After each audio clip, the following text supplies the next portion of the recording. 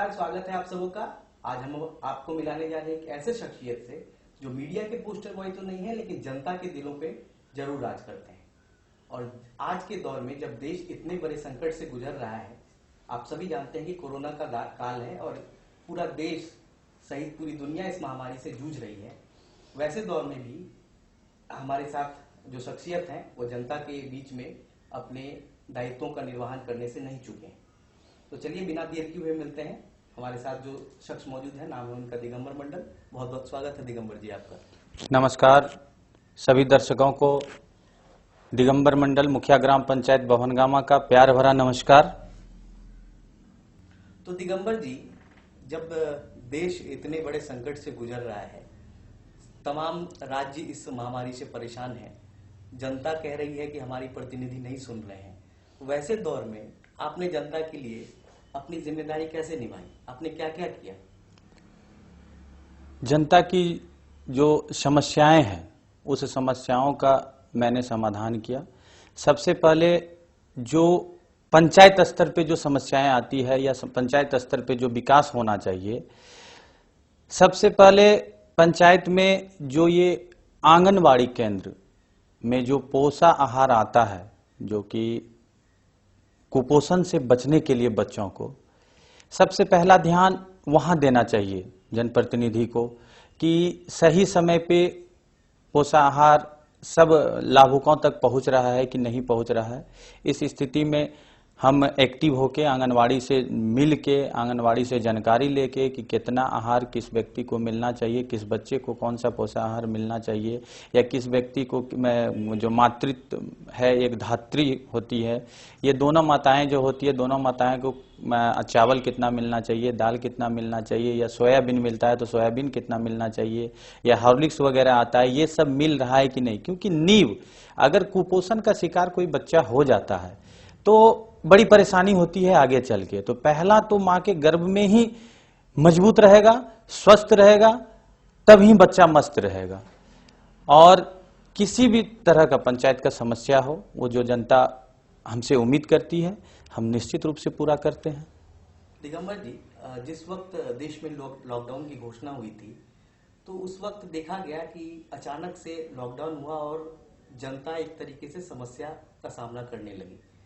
और सरकारी जो व्यवस्थाएं थी, हालांकि घोषणाएं तो बहुत सारी की गई थी, लेकिन वो नाकाफी साबित हो रही थी। तो लोकतंत्र की इकाई के सबसे छोटे जो व्यवस्था है, पंचायती राज व्यवस्था, आप उसके सदस्य हैं, आप मुखिया हैं, आपने निजी स्तर पे उस दौर में कैसे काम किया?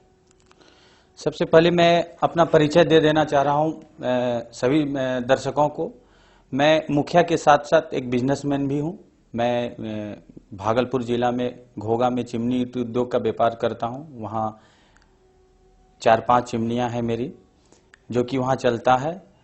ज्यों ही इस बीमारी का दस्तक हमारे देश में हुआ और इस बीमारी के बारे में मुझे जानकारी मिली सोशल मीडिया के माध्यम से, तो सबसे पहले हम अपने व्यापार को स्टॉप किए, वहां व्यापार अपना बंद किए और लॉकडाउन के पहले अपने पंचायत में वापस आ गए और पंचायत में पूरी तरह से हम लग गए लोगों को जागरूक करने में, इस बीमारी के बारे में बताने में।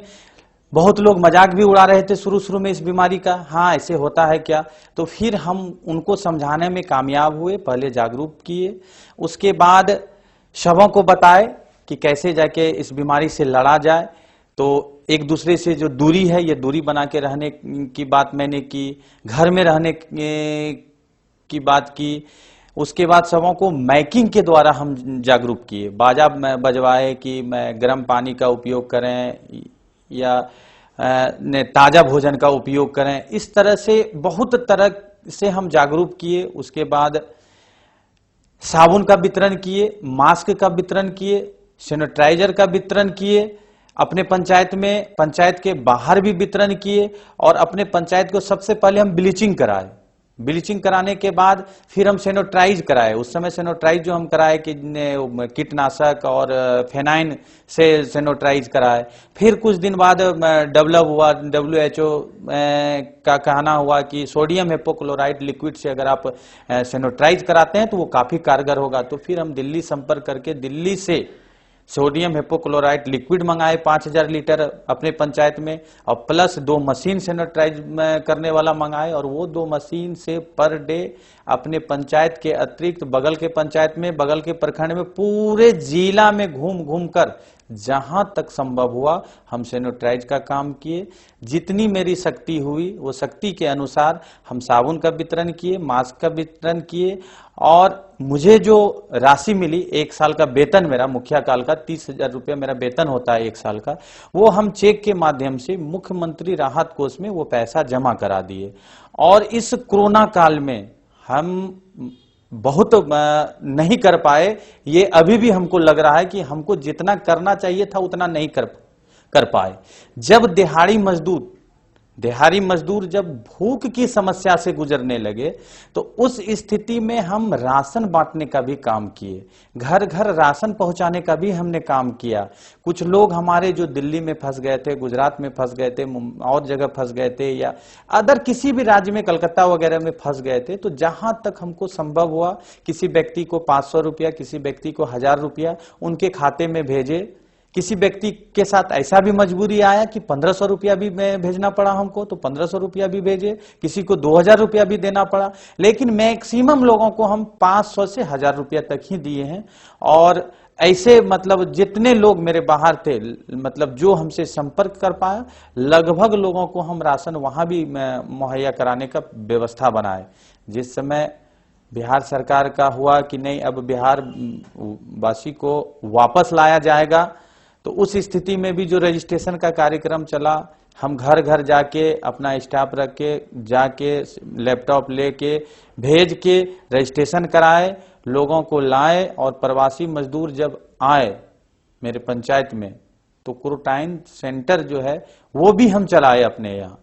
लगभग 2 शिफ्ट में मेरे यहाँ सेंटर चला, और प्रखंड स्तरीय लोग भी, मैं जो प्रखंड क्वारंटाइन में जिनको रहना चाहिए था वो भी आके मेरे पंचायत क्वारंटाइन में रहा।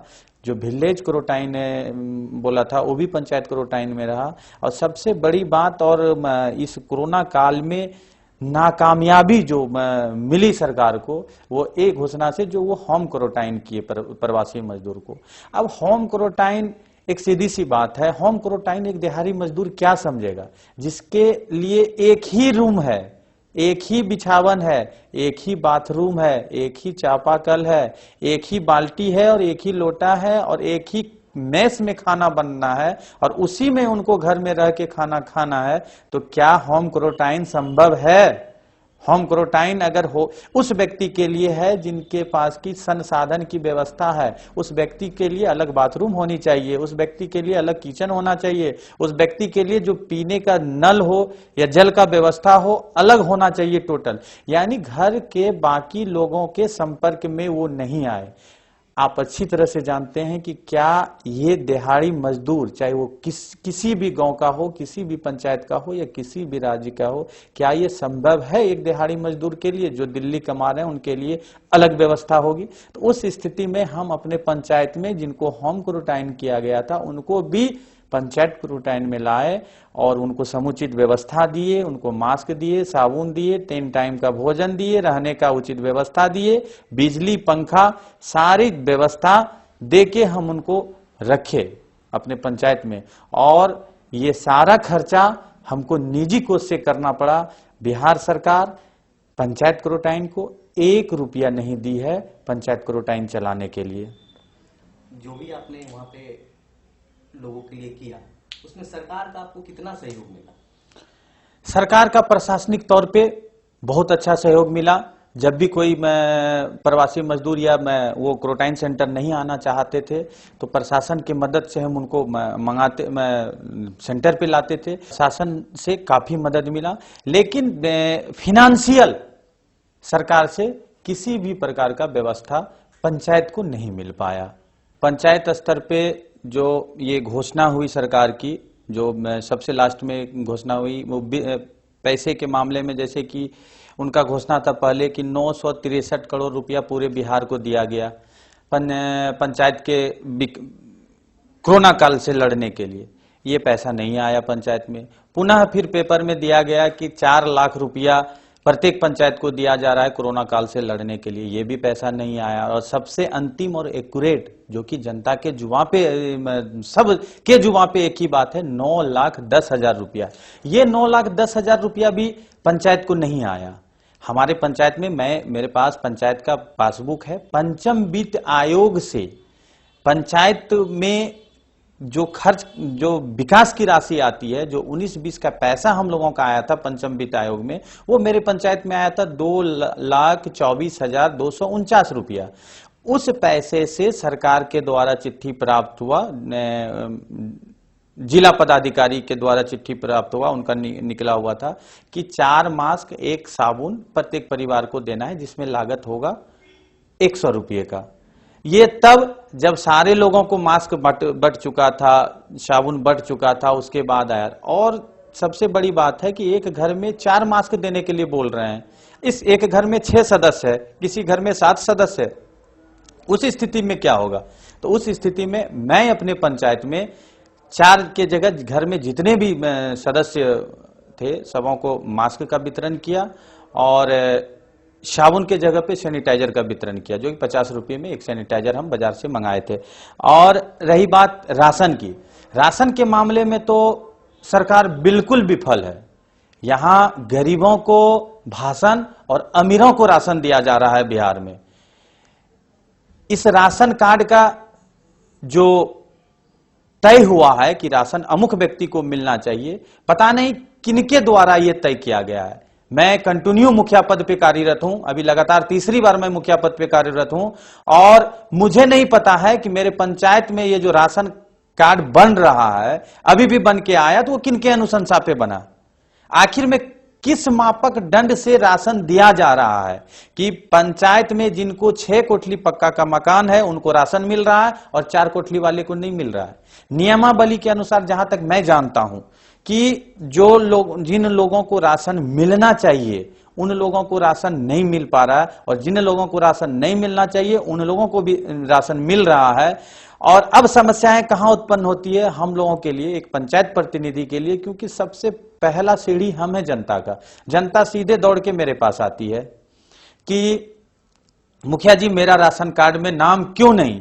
हम उनको जवाब देते हैं, भैया आपके पास बाइक है, आपके पास 3 कोठली पक्का का मकान है, आपका राशन कार्ड नहीं बनेगा। तो फिर जनता का जवाब मुझे सुनना पड़ता है कि मुखिया जी मुझे 3 कोठली का मकान है, ये बात सत्य है, मुझे बाइक है, ये भी बात सत्य है, लेकिन अमुक व्यक्ति के दरवाजे पे कार है, उनको 6 कोठली का पक्का का मकान है, तो फिर राशन उसे क्यों?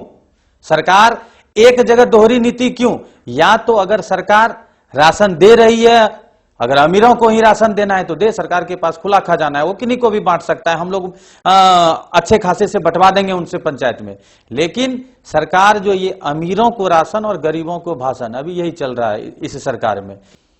दिगंबर जी, जो वंचित समाज है, जिनके लिए आपने काफी काम करने का, आपने जो अभी बात कहा कि मैंने इनके लिए ये किया वो किया, और जो नहीं कर पाया उनमें सरकार दोषी है, तो लेकिन वो, उन्होंने तो आपको प्रतिनिधि चुना है, वो सरकार के पास सीधे नहीं जा सकती है, इसलिए वो आपके पास आते हैं।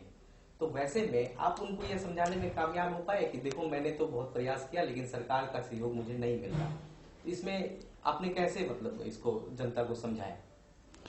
जनता को वास्तविकता से हम परिचय कराए कि ये जो राशन कार्ड बना है इसमें किसी भी जनप्रतिनिधि को नहीं पूछा गया है।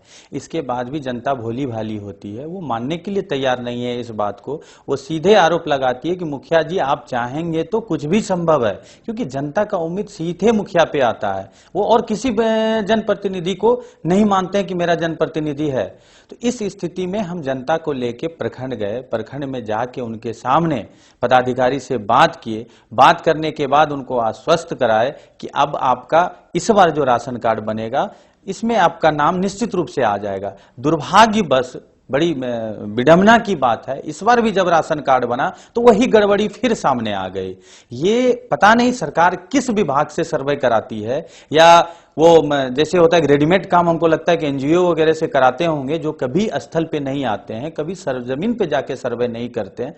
वैसे लोगों ने ऐसा काम किया है जो कि जिनको राशन मिलना चाहिए उनको राशन नहीं मिल पा रहा है, और जिनको राशन नहीं मिलना चाहिए वैसे व्यक्ति को राशन मिल रहा है। इस बिंदु को हम बृहद पैमाने पे अब उठाने वाले हैं। अपनी जनता को लेके हम प्रखंड परिसर में जाके धरना पे बैठेंगे, तब फिर जाके सरकार से मांग करेंगे। अगर सरकार उचित निर्णय हम लोगों के साथ लेगी तो बहुत अच्छी बात है, अगर नहीं लेगी तो हम लोग बगावत पे अब उतरेंगे। लोकतंत्र में जो पंचायती राज की व्यवस्था है, वहाँ जो मुखिया होते हैं उनका एक अपना दायरा होता है, उनके अपने काम करने का एक दायरा होता है। उस दायरे से आगे बढ़ के अगर उनको काम करना होता है तो उनमें उनको विधायक से या फिर जो और दूसरे लोग हैं उनसे सहयोग लेना पड़ता है। तो जब आपकी बात सरकार नहीं सुन रही है तो क्या आप इस योजना में भी है कि आने वाले वक्त में चुनावी राजनीति में आप कदम रखने जा रहे हैं, या फिर किसी और तरीके से आप अपने दायित्व को निर्वहन करने का दायरा बढ़ाने जा रहे हैं? बिल्कुल, जो पंचायत की समस्याएं हैं उसको ऊपर तक पहुंचाने के लिए या पूर्ण रूपेण उनका निदान करने के लिए पंचायत लीडर होके रहना ये संभव नहीं है। इस दायरे को मुझे बढ़ाना पड़ेगा और आगामी विधानसभा चुनाव में हम चुनाव मैदान में भी आएंगे। और अगर जनता हमको इस योग्य मानेगी, जिस तरह से जनता हमको पंचायत में अपना मतदान दिए और लगातार मतदान दे रहे हैं, मेरे पक्ष में कर रहे हैं, क्योंकि लगातार 3 बार चुनाव लड़े और तीनों बार चुनाव मतलब वृद्धि में हुआ। मतलब पहले चुनाव में 53% वोट आया, दूसरे चुनाव में 57% वोट आया और तीसरे चुनाव में हम 59% वोट पे अभी मुखिया पद पे कार्यरत हूँ। तो मुखिया जी, आपसे बात करके बहुत अच्छा लगा हमें। दिगंबर मंडल जी, आपने जो कहा हम उससे बिल्कुल सहमत हैं और हम चाहते हैं कि आप जैसे लोगों को आज की राजनीति में आना चाहिए। हमारी शुभकामनाएं भी आपके साथ है और हम चाहेंगे कि आपने जो बातें कही, अगर आप चुन करके आते हैं तो उन बातों को के साथ ही जनता के साथ बने रहेंगे। तो एक बात तो साफ है कि राजनीति में इच्छा शक्ति की जरूरत है, जो कि दिगंबर जी के बस के मुखिया के कार्यकाल के दौरान जो इनके किए गए कार्य हैं उनको देख करके लगता है कि इच्छा शक्ति हो तो कुछ भी संभव है। तो हमारे देश को ऐसे ही लोगों की जरूरत है जो इच्छा शक्ति के साथ राजनीति में आए और राजनीति का स्वरूप बदले। बहुत बहुत धन्यवाद।